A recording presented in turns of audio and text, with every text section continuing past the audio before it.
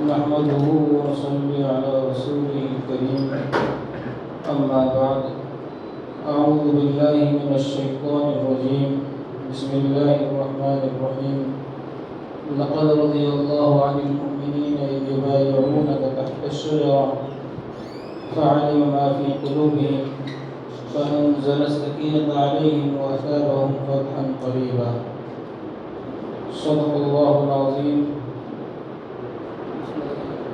وقال النبي صلى الله عليه وسلم لكل نبي رفيق ورفيقه يعني في الجنة عثمان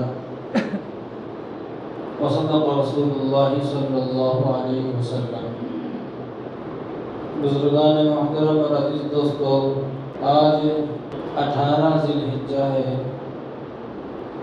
اور یہ یوم شہادت ہے سیدنا حضرت عثمان غنی رضی اللہ عنہ. سیدنا حضرت عثمان غنی رضی اللہ عنہ خلیفہ سوم، تیسرے خلیفہ، اور شروع میں جو لوگ اسلام لائے ان میں سے تقریباً 34 یا 35ویں نمبر پر حضرت عثمان غنی رضی اللہ عنہ مسلمان ہو گئے. حضور پاک صلی اللہ علیہ وسلم سے 5ویں پشت میں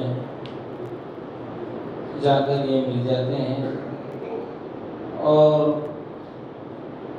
حضور صلی اللہ علیہ وسلم کے والد محترم حضرت عبداللہ کی سگی بہن کے بیٹے ہیں. ماں کی طرف سے بھی رشتہ ہے، باپ کی طرف سے بھی. 5ویں پشت میں جا کر یہ مل جاتے ہیں. شروع میں مردوں میں سب سے پہلے حضرت ابوبکر صدیق رضی اللہ عنہ اسلام لائے اور حضرت ابوبکر صدیق رضی اللہ عنہ کی دعوت پر حضرت عثمان رضی اللہ عنہ اسلام لانے کے لیے تیار ہوئے. ابھی تشریف فرما تھے دونوں حضرات اور ارادہ فرما رہے تھے حضرت عثمان رضی اللہ عنہ حضور پاک صلی اللہ علیہ وسلم کی خدمت میں حاضری کا، لیکن سیدنا حضرت ابوبکر صدیق رضی اللہ عنہ وہ ہستی ہیں کہ امام الانبیاء سرور کائنات جناب حضرت محمد رسول اللہ صلی اللہ علیہ وسلم ان کے گھر آتے جاتے تھے. یہ حضور کی خدمت میں حاضری کا مشورہ کر رہے ہیں، حضور پاک صلی اللہ علیہ وسلم وہیں پہنچ گئے. حضور پاک صلی اللہ علیہ وسلم نے عثمان رضی اللہ عنہ کو دیکھا تو دیکھ کر ارشاد فرمایا عثمان جنت قبول کر. حضرت عثمان رضی اللہ عنہ کہتے ہیں کہ حضور پاک صلی اللہ علیہ وسلم کے اس ارشاد کا میرے اوپر ایسا اثر ہوا کہ میں بے ساختہ کلمہ شہادت پڑھنے لگا اور کلمہ شہادت پڑھ کر اسلام قبول فرما لیا. سیدنا حضرت عثمان رضی اللہ عنہ کے بے شمار فضائل ہیں قرآن کریم میں بھی اور حدیث پاک میں بھی. جب حضور پاک صلی اللہ علیہ وسلم نے حبشہ کی طرف ہجرت کا حکم فرمایا تو صحابہ اکرام رضی اللہ عنہم نے حبشہ کی طرف ہجرت کی. سیدنا حضرت عثمان رضی اللہ عنہ نے بھی ود فیملی کے ساتھ ہجرت کی. چنانچہ حضرت عثمان رضی اللہ عنہ نے اپنے اہلیہ حضور پاک صلی اللہ علیہ وسلم کی لخت جگر حضرت رقیہ رضی اللہ عنہ کے ساتھ ہجرت فرمائی. پھر جب وہاں سے واپس تشریف لائے اور اس کے بعد مدینہ پاک ہجرت کا حکم ہوا تو عثمان رضی اللہ عنہ نے مدینہ پاک کی ہجرت فرمائی. اس طرح آپ ذو الہجرتین ہیں، 2 ہجرت والے. حبشہ کی طرف بھی ہجرت کی اہلیہ کے ساتھ اور پھر مدینہ پاک بھی ہجرت کی. تمام امتوں میں یہ واحد شخصیت ہیں حضرت عثمان رضی اللہ عنہ جن کے گھر میں یکے بعد دیگرے نبی کی 2 بیٹیاں ہیں. کسی شخص کے گھر میں نبی کی دو بیٹیاں ایک کے بعد دیگرے کسی کے نکاح میں نہیں آئیں، اسی لیے حضرت عثمان رضی اللہ عنہ کو ذو النورین کہا جاتا ہے دونوں بیٹیوں کی نسبت سے۔ جب غزوہ بدر ہوا تو غزوہ بدر کے موقع پر حضرت رقیہ رضی اللہ عنہ سخت بیمار اور علیل تھیں۔ اس وقت حضور پاک صلی اللہ علیہ وسلم نے حضرت عثمان رضی اللہ عنہ کو مدینہ پاک میں ٹھہرنے کی اجازت دی کہ حضرت رقیہ رضی اللہ عنہ کی تیمارداری کریں، اور جب لشکر اسلام بدر سے سرخ رو ہو کر کامیاب ہو کر فتح یاب ہو کر مدینہ پاک میں داخل ہو رہا تھا، لوگ اس وقت حضرت رقیہ رضی اللہ عنہ کی تدفین سے فارغ ہو رہے تھے، اور اس کے بعد حضور پاک صلی اللہ علیہ وسلم نے اپنی دوسری بیٹی حضرت ام کلثوم رضی اللہ عنہ کا نکاح حضرت عثمان رضی اللہ عنہ سے فرمایا۔ سن 9 ہجری میں ان کا بھی انتقال ہو گیا۔ سن 2 ہجری میں یہ دوسرا نکاح ہوا ہے، اور 9 ہجری میں حضرت ام کلثوم رضی اللہ عنہ کا بھی انتقال ہو گیا۔ تو اس وقت حضور پاک صلی اللہ علیہ وسلم ارشاد فرمایا اگر میری اور بیٹی ہوتی تو وہ بھی میں حضرت عثمان کے نکاح میں دے دیتا۔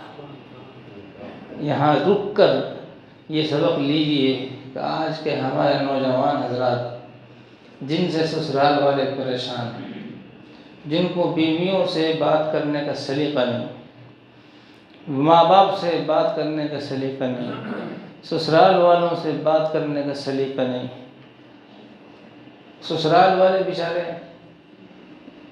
خون کے آنسو رونے پر مجبور ہو جاتے ہیں۔ احترام کرنا پڑتا ہے کہ داماد ہے، جی کہ بیٹی کی نسبت ہے، لیکن کردار ایسا ہے کہ الامان والحفیظ۔ اور ادھر دیکھیے آپ کہ سرور کائنات امام الانبیاء جناب حضرت محمد رسول اللہ صلی اللہ علیہ وسلم فرما رہے ہیں اگر میری اور بھی بیٹیاں ہوتی تو میں حضرت عثمان رضی اللہ عنہ میں دے دیتا۔ کیا برتاؤ کیا ہوگا، کیا اخلاق ہوں گے۔ حضرت عثمان رضی اللہ عنہ کی زندگی میں بہت سارے سبق ہیں۔ افسوسناک بات یہ ہے کہ ہم صحابہ اکرام کو پڑھتے نہیں، جبکہ ہم دین پر اتنا ہی چل سکتے ہیں جتنا صحابہ اکرام کو جانیں، اس لیے کہ صحابہ اکرام رضی اللہ عنہم اجمعین نے حضور پاک صلی اللہ علیہ وسلم سے دین لے کر امت کو پہنچایا ہے۔ سب سے پہلے ناقد یہ ہیں، آپ قرآن پڑھو گے تو قرآن آپ نے ڈائریکٹ نبی سے نہیں لیا، صحابہ کے واسطے سے آپ کو لیا ہے۔ آپ نماز پڑھو گے، نماز آپ نے ڈائریکٹ نبی سے نہیں سیکھی، صحابہ کے واسطے سے آپ کو ملی ہے۔ آپ حدیث پڑھو گے تو حدیث میں نبی کے نام سے پہلے آپ کو صحابی کا نام پڑھنا پڑے گا، صحابی کے نام سے آپ حدیث کی تلاوت کریں گے۔ سارا دین صحابہ اور صحابیات رضی اللہ عنہم وعنہن اجمعین کے واسطے سے امت کو پہنچا ہے۔ یہی فضیلت کیا کم تھی کہ حضور پاک صلی اللہ علیہ وسلم سے ان کی نسبت ہے، وہ حضور پاک صلی اللہ علیہ وسلم کے داماد ہیں، حضور پاک صلی اللہ علیہ وسلم ان کے خسر ہیں۔ اس کے علاوہ اور بے شمار فضائل ہیں، میں جیسا کہ عرض کر رہا تھا تفصیل کے ساتھ ہم کو پڑھنا ہوگا، سیرت عثمان کا مطالعہ کرنا ہوگا۔ یہ 10 12 15 منٹ کا سبق نہیں ہے، یہاں تو ترغیب کے طور پر چند باتیں کہی جا سکتی ہیں۔ بیعت الرضوان کا واقعہ قرآن پاک میں موجود ہے۔ حضور پاک صلی اللہ علیہ وسلم حدیبیہ میں تشریف فرما ہے اور حضرت عثمان رضی اللہ عنہ کو سفیر بنا کر، ایمبیسڈر بنا کر مکہ مکرمہ بات کرنے کے لیے بھیجا ہے۔ وہاں سے اس طرح کی افواہ پھیلی کہ کسی نے آ کر یہ بتلا دیا کہ حضرت عثمان رضی اللہ عنہ کو تو کفار مکہ نے شہید کر دیا۔ اب وہ ایک تفصیلی واقعہ ہے، 2 بات یہاں میں عرض کرتا ہوں۔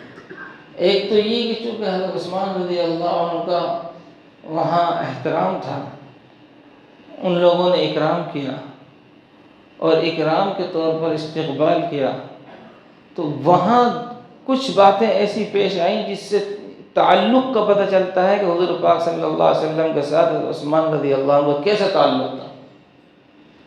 ایک تو یہ کہ کفار مکہ نے یہ پیشکش کی کہ آپ طواف کر لیجئے، کہ آپ تشریف لائے ہیں، آپ طواف کر لیجئے۔ حضرت عثمان رضی اللہ عنہ صاف طور پر انکار کر دیا۔ کون مسلمان انکار کرے گا؟ لیکن چونکہ حضور پاک صلی اللہ علیہ وسلم کو روکا ہوا ہے حدیبیہ میں، تو فرمایا میں اپنے نبی کے بغیر طواف نہیں کر سکتا۔ حضور پاک صلی اللہ علیہ وسلم تو وہاں ہے اور میں یہاں طواف کروں، میں تو اجازت لینے کے لیے، بات کرنے کے لیے آیا ہوں، جب حضور طواف کریں گے جب میں طواف کروں گا۔ یعنی کفار مکہ ابھی ان کی وجہ سے سارے مسلمان صحابہ حضور صلی اللہ علیہ وسلم رکے ہوئے ہیں۔ حضرت عثمان غنی رضی اللہ عنہ سفیر کے طور پر تشریف لے گئے ہیں اور ان کو کہا جانا کہ آپ طواف کر لیں، جب میرے نبی طواف کریں گے تو میں طواف کروں گا۔ ایک واقعہ یہ پیش آیا جو کہ مکہ والے لباس ٹخنوں سے نیچے تک پہنتے تھے، آپ تو ٹخنوں سے اوپر پہنتے ہیں ماشاءاللہ، آپ ٹخنوں سے نیچے نہیں پہنتے ہیں۔ مکہ والے ٹخنے سے اوپر لباس کو پسند نہیں کرتے تھے۔ جیسے آج کہتے ہیں بہت سے لوگ کہ بڑا بھائی کا کرتا پہن لیا، چھوٹا بھائی کا پاجامہ پہن لیا۔ ان ناہنجاروں کو، خبیثوں کو پتہ نہیں کہ تم سنت کا مذاق اڑائے ہو۔ حضور پاک صلی اللہ علیہ وسلم کا ازار ٹخنوں سے اوپر ہوتا تھا کہ نیچے ہوتا تھا؟ اور یہاں ٹخنوں سے نیچے پسند کرتے ہیں صاحب۔ لوگ کہنے کہ جی چلا جائے تو چلا جائے تو کیا، تم نے تو ناپ دے کر بالقصد بالارادہ نیچے تک سلوایا ہے۔ تو حضرت عثمان رضی اللہ عنہ کا ازار بھی نصف پنڈلی پر ٹخنوں سے اوپر تھا۔ وہ کہنے لگے کہ عثمان ہمارے یہاں ٹخنوں سے اوپر لباس کو پسند نہیں کیا جاتا ہے، اور رئیس لوگ اور بڑے لوگ ٹخنوں سے نیچے لباس پہنتے ہیں، آپ رئیسوں کے ساتھ چل رہے ہیں، جا رہے ہیں، آپ ذرا اپنا ازار نیچے کر لو۔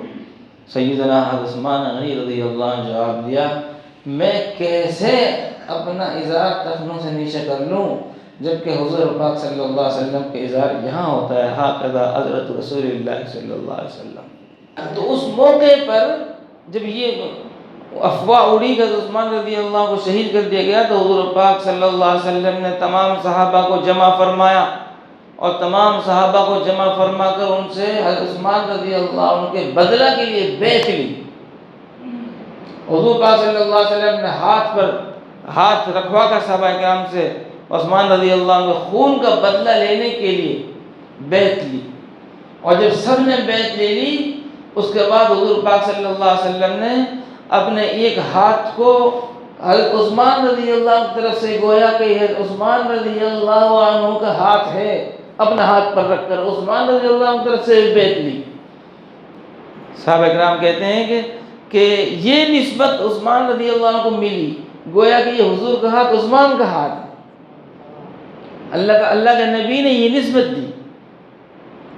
تو یہ سیدنا حضرت عثمان رضی اللہ عنہ کہ حضور پاک صلی اللہ علیہ وسلم ان کی طرف سے بیعت لے رہے ہیں، اور اس بیعت کا ذکر اور بیان قرآن میں 26ویں پارے میں سورہ فتح میں لقد رضی اللہ عن المؤمنین، اللہ تعالیٰ راضی ہو گیا ان مومنوں سے جو یبایعونک تحت الشجرہ، جو درخت کے نیچے آپ سے بیعت کر رہے ہیں عثمان کا خون کا بدلہ لینے کے لیے۔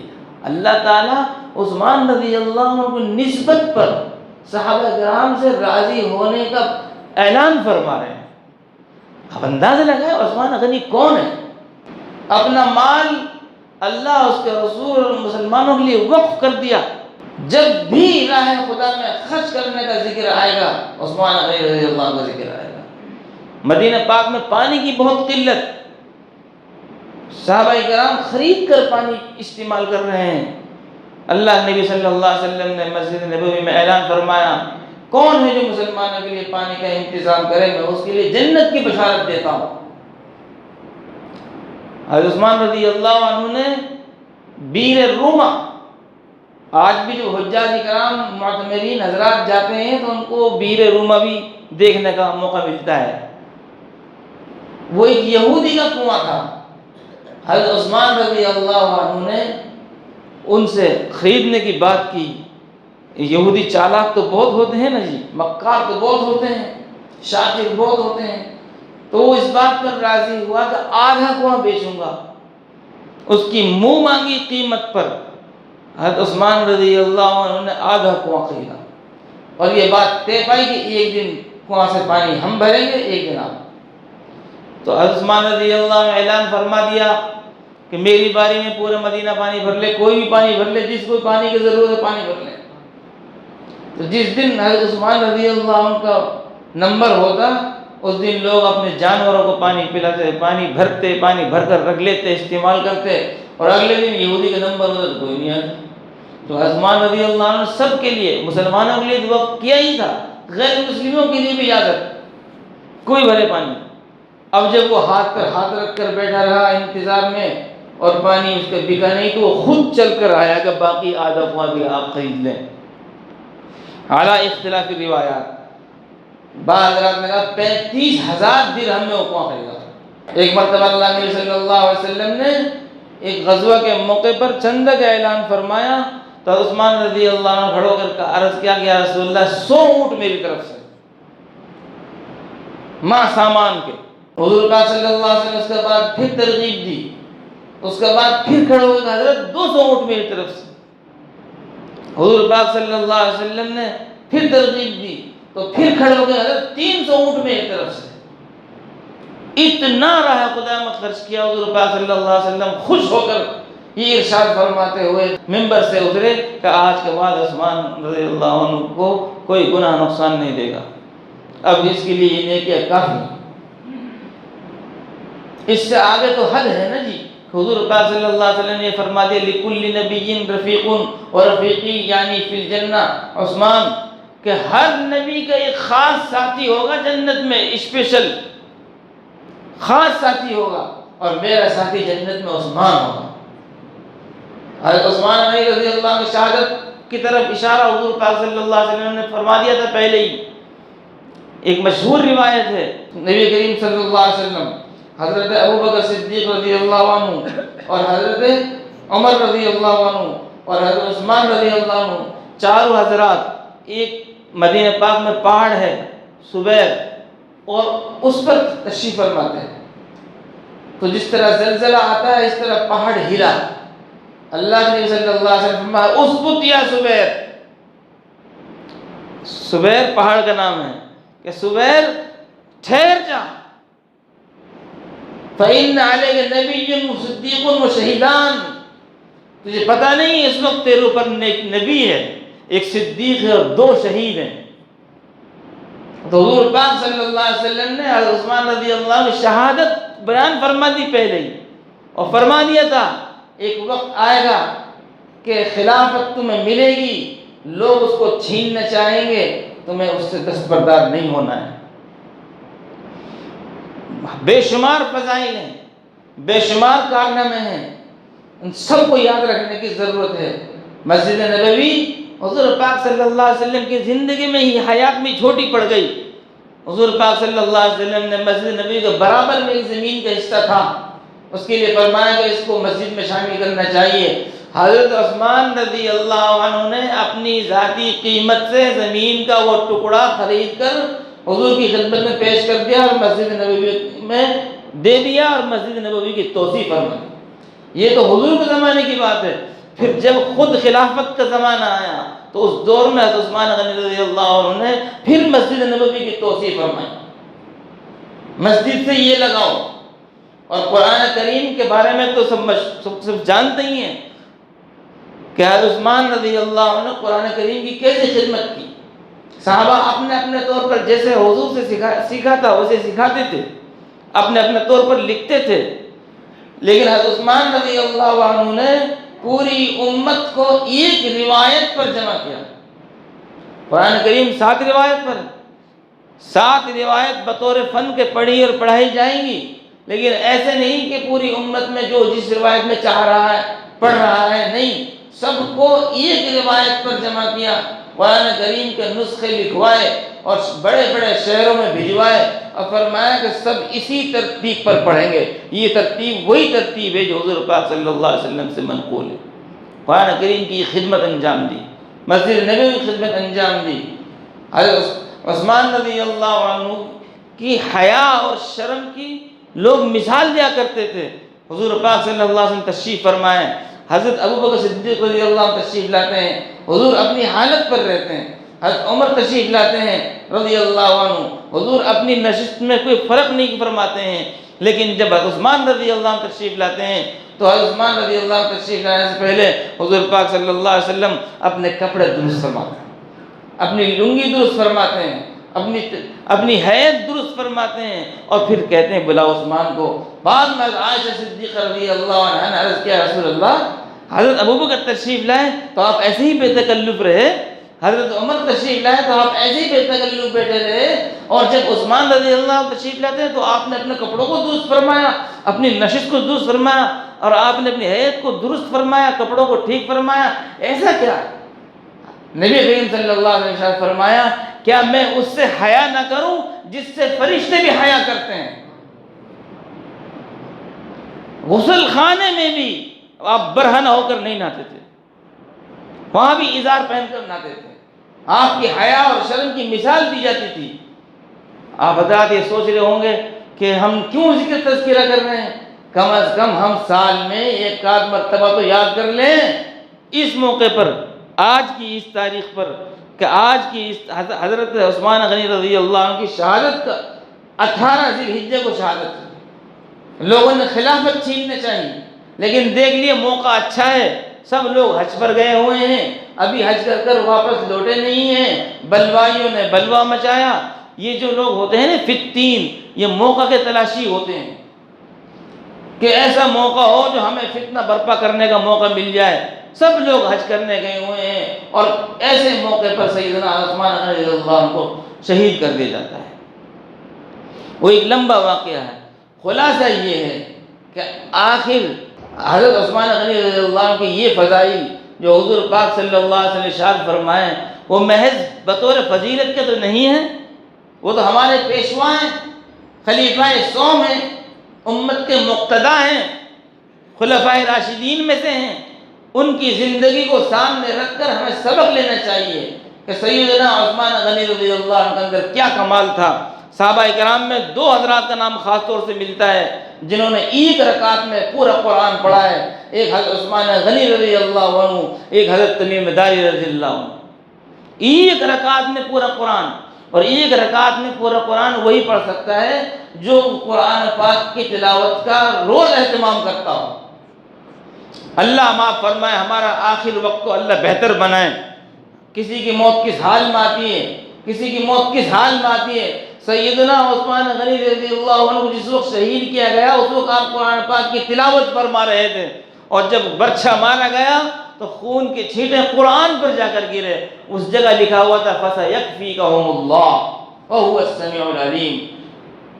کہنے والوں نے کہا ہے کہ شہادت کے گواہ جب آئیں گے، کسی کے گواہ کوئی ہوگا اور کسی کے گواہ کوئی ہوگا، حضرت عثمان غنی رضی اللہ عنہ کی شہادت کی گواہی قرآن کریم دے گا۔ آج ہم کو حضرت عثمان غنی رضی اللہ عنہ کی زندگی سے حیا کا سبق لینا چاہیے۔ ہماری قوم میں بے حیائی کس قدر عام، کپڑے کتنے چھوٹے ہوتے جا رہے ہیں، یا تو اتنا لمبا پہنیں گے کہ سنت کے خلاف ٹخنے بھی ڈھک جائیں گے، یا اتنا چھوٹے پہنیں گے کہ گھٹنے بھی کھل جائیں گے۔ جو حیا عورتوں میں ہونی چاہیے تھی وہ ختم، اور جو مردوں میں ہونی چاہیے تھی وہ ختم۔ حیا کا سبق لینا ہے تو عثمان رضی اللہ عنہ کو پڑھا جائے، ان کی سیرت کا مطالعہ کیا جائے، ان کی سیرت بیان کی جائے۔ حضرت عثمان غنی رضی اللہ عنہ کی سیرت میں جو اسباق ہیں ان میں قرآن کریم کی خدمت، ہم کتنا قرآن سے لگاؤ رکھتے ہیں، ہم کتنا قرآن کو پڑھتے ہیں، کتنی اس کی نشر و اشاعت کرتے ہیں، کتنا ہم قرآن پر خرچ کرتے ہیں۔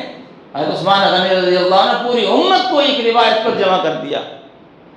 آج تو پریس ہیں، بڑے بڑے چھاپے خانے ہیں، حضرت عثمان رضی اللہ عنہ اس وقت قرآن کریم کے نسخے چھپوا کر لکھوا کر، اس وقت قرآن کریم کے نسخے لکھوا کر بڑے بڑے شہروں میں بھیجے کہ اس کے مطابق پڑھو۔ ہماری زیادہ سے زیادہ خدمت کیا ہوتی ہے کہ بازار سے کوئی مختصر سا ہدیے کا، کوئی قرآن کریم کا پیٹی نسخہ لا کر رکھ دیا، بات ختم۔ وہ بھی رسمن کہ کسی کا انتقال ہو گیا تو یہ بھی کام کرنا ہے۔ ہم ہمارا پیسہ قرآن پر کتنا لگ رہا ہے، ہماری صلاحیتیں قرآن کریم پر کتنی لگ رہی ہیں۔ سیدنا حضرت عثمان غنی رضی اللہ عنہ سیرت پڑھنے کی ضرورت ہے۔ مسجدوں کے ساتھ ہمارا کیا معاملہ ہے؟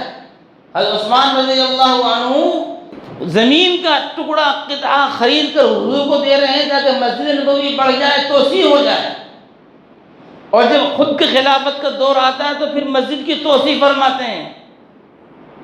یہ مسجد کے ساتھ لگاؤ ہے۔ آج اللہ ہم کو معاف فرمائے، ہم مسجد کی کیسی خدمت کرتے ہیں۔ مسجد کیا ہے، اس کے آداب کیا ہیں، اس کے احترام کیا ہے، اور مسجد کس کام کے لیے؟ مسجد میں کیا ہوتا ہے؟ نماز ہوتی ہے۔ مسجد میں کیا ہوتا ہے؟ قرآن پڑھا جاتا ہے۔ مسجد قرآن کے لیے، نماز کے لیے۔ مسجدوں میں، نمازوں میں، آپ فجر کی نماز میں آ کے دیکھ لو، یہ جو پوری مسجد وہاں بھری ہوئی نظر آ رہی ہے، 2 صف مسجد میں پوری نہیں ملیں گی آپ کو۔ جو دین نے ہم کو جو زندگی گزارنے کا طریقہ دیا ہے، جب ہم وہ نہیں کریں گے تو خرافات ہی کریں گے۔ جو آدمی 5 وقت کی نماز پڑھے گا پابندی کے ساتھ، جماعت کے اہتمام کے ساتھ، قرآن کی تلاوت کرے گا، شرارت کرنے کا موقع ہی نہیں ہے اس کے پاس۔ کہاں فرصت ہے؟ جو اپنا آپ کو 5 وقت کی نماز کے پابند بنائے، وہ ٹائم پہ سوئے گا اور ٹائم پر اٹھے گا۔ ٹائم پہ سوئے نہ سوئے، لیکن اٹھے گا ضرور ٹائم پر۔ اس کو نماز پڑھنی ہے۔ جس کا وقت روزانہ 2-2.5 گھنٹہ نمازوں میں لگے گا، 2-2.5 گھنٹہ قرآن کی تلاوت میں لگے گا، اس کے پاس شرارت کرنے کی فرصت کہاں ہے؟ لیکن جو مادر پدر آزاد، نہ اللہ کے فرض کا کوئی احساس، نہ نبی کی سنتوں کا کوئی احساس، بالکل کافرانہ ہندوانہ طرز زندگی، نہ نماز کے قریب، نہ قرآن کی تلاوت کے قریب۔ جب وہ فرصت ہی فرصت ہے تو پھر تو وہ شرارت بھی کریں گے کیا؟ تو قوم کو شرارت سے روکنا ہے تو نماز پر لگاؤ۔ 5 وقت کی نماز کے پابند، قرآن کریم کی تلاوت کے پابند، نبی کریم صلی اللہ علیہ وسلم کی سنتوں کے پابند۔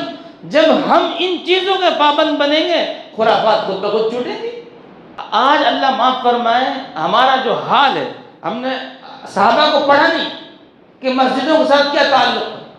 اب تو اللہ معاف فرمائے سرائے خانہ سمجھا جاتا ہے مسجد میں۔ اگر کوئی مسجد میں سو رہا ہے اور مسجد کمیٹی کے کوئی ممبر یہ کہہ دے بھائی اٹھ جاؤ، مسجد سونے کی جگہ نہیں ہے، تصویر لے لو، قرآن لے لو، تو لوگ اختلاف کرتے ہیں، واہ صاحب واہ، مسجد میں نہیں سوئیں گے تو کہاں سوئیں گے؟ اگر مسجد کمیٹی یہ کہتے ہیں کہ مسجد میں تالا لگے گا، یہ وقت خالی ہے اشراق سے ظہر تک کا یا ظہر سے تک کا، تو لوگ مخالفت کرتے ہیں۔ صاحب اجی صاحب ٹٹی کہاں کریں گے، پیشاب کہاں کریں گے، پانی کہاں پئیں گے، سوئیں گے کہاں؟ مسجد میں بھی تالا لگ رہا ہے صاحب، کیا ہم سوئے نہیں کیا؟ مسجد کا ادب احترام سیکھنا ہے تو عثمان غنی کی سیرت کا مطالعہ کریں کہ مسجد کو کیسے سجایا جا رہا ہے، کیسے توسیع کی جا رہی ہے۔ ابھی تقریباً 1-1.5 مہینے کی بات ہے، زیادہ کی بات نہیں، یہیں اطراف میں، زیادہ دور نہیں، یہاں آپ سب جانتے ہیں اس مسجد کو۔ اس مسجد کی ایک دکان کسی ممبر کے پاس تھی، اس نے اپنے اسٹور روم اس کو بنایا ہوا تھا، برسوں سے ان کے پاس تھی، 1700 روپیہ مہینے میں، اور وہ بھی وقت پر نہیں چڑھ جا رہے ہیں۔ لیکن محلے میں کچھ سمجھدار لوگ بھی ہوتے ہیں، مسجد میں کچھ اچھے لوگ بھی ہوتے ہیں، کچھ آج کل کے نوجوان ماشاءاللہ بہت سی جگہ بہت اچھی خدمات انجام بھی دے رہے ہیں۔ انہوں نے آواز اٹھائی کہ بیچ شہر میں یہ مسجد ہے، بھرے بازار میں ہر وقت چلنے والا یہ بازار ہے، یہاں یہ دکان ہے بند رہتی ہے اور اس کے کرایہ چڑھ رہا ہے، اسے خالی کرایا جائے۔ پریشر دیا، دکان خالی کرائی، دکان خالی کرائی، نئے کرایہ دار نے اسی وقت 20,000 روپے مہینے میں وہ دکان لی۔ کتنے میں؟ ہمارا برتاؤ ہماری دکانوں کے ساتھ کچھ اور ہے، مسجد کی دکانوں کے ساتھ کچھ اور ہے، ہمارے پراپرٹی کے ساتھ برتاؤ کچھ اور ہے، مسجد کی پراپرٹی کے ساتھ برتاؤ کچھ اور ہے۔ ایک صاحب نے مسجد کے سامنے مکان بنایا اور مسجد کے سامنے مکان بنا کر اپنی دکان 8,000 روپے مہینے پہ دی، اور مسجد کے نیچے مسجد کی جو دکان تھی وہ 300 روپے مہینے میں لی۔ جس دکان کی اس کو ضرورت تھی گاڑی کھڑی کرنے کے لیے، تو اسی جگہ پر اسی گلی میں ایک طرف خود کا مکان ہے 8,000 روپے مہینے دکان، اور دوسری طرف مسجد ہے 300 روپے مہینے مسجد کی دکان۔ کیا برتاؤ کر رہے ہیں؟ قیامت کے دن جب یہ مسجدوں کو اللہ تعالیٰ پوچھے گا کس نے آباد کیا، کس نے برباد کیا، تو سوچو مسجد ہمارے لیے آبادی کی گواہی دے گی یا بربادی کی گواہی دے گی؟ کچھ لوگ تو سسرال کا مال سمجھتے ہیں مسجد کو، سسرال کا مال ہے، جتنا کھا سکو کھا لو، لوٹ لو۔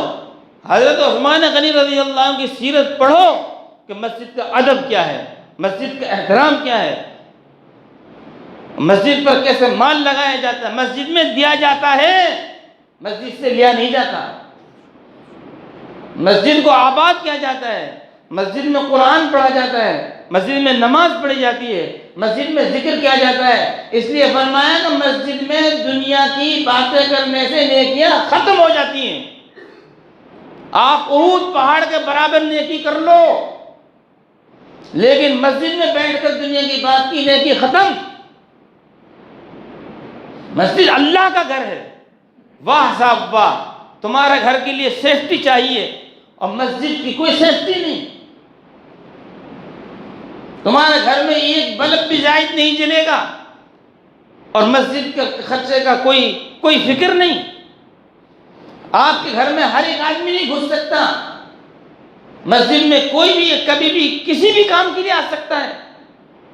مسجد نماز کے لیے، قرآن کے لیے، تلاوت کے لیے، ذکر کے لیے، یا وہاں بیٹھ کر دنیا کی باتیں کرنے کے لیے، میٹنگ جمانے کے لیے، یا بیڑی پینے کے لیے، سگریٹ پینے کے لیے مسجد۔ اللہ تبارک و تعالیٰ نے ایسا انتظام فرمایا ہے دنیا میں کہ حق بات ہر ایک کے کان میں پہنچ جاتی ہے، کسی نہ کسی کے ذریعے سے۔ ماننا نہ ماننا آپ کا کام ہے، آپ سیرت عثمان کو اپنائیے، حضرت عثمان غنی رضی اللہ عنہ کی طرح مسجد کو آباد کیجئے اور مسجد کا احترام کیجئے، یا مسجدوں کو ڈھانے والوں کی سیرت کو اپنائیے۔ دنیا میں اللہ تعالیٰ نے گرفت نہیں رکھی ہے، کمپلسری گرفت نہیں ہے، آ بھی سکتی ہے، نہیں بھی آ سکتی، موقع دیا ہے موت تک۔ اس لیے میرے عزیزوں، میرے دوستوں، صحابہ کرام کی زندگی پڑھیں، آج کے دن تو کم از کم حضرت عثمان رضی اللہ عنہ کو یاد کریں کہ کیسے قرآن کی خدمت انجام دی، اور کیسے مسجدوں کی خدمت انجام دی، اور کیسے مسجدوں کا ادب و احترام کیا، اور کیسے مسجدوں کو آباد فرمایا۔ اور ہماری زندگی کیا کہہ رہی ہے، ہم مسجدوں کا کتنا ادب کر رہے ہیں۔ ایک تم سوچو تھوڑی دیر کے لیے، ایک طرف خدا ہے، اس کا گھر ہے، دوسری طرف خدا کا دشمن ہے، اس کا گھر ہے۔ تم خدا کے دشمن اور خدا کے دشمن کے گھر کا لحاظ کر رہے ہو، اور خدا کے گھر اور خدا کا لحاظ نہیں کر رہے۔ دعا کیجئے اللہ تبارک و تعالی ہماری اصلاح فرمائے، ہدایت کے فیصلے فرمائے، اور حضرت عثمان غنی رضی اللہ عنہ کی زندگی اور آپ کی سیرت سے ہمیں سبق حاصل کرنے کی توفیق عطا فرمائے۔ وآخر دعوانا الحمدللہ رب العالمین۔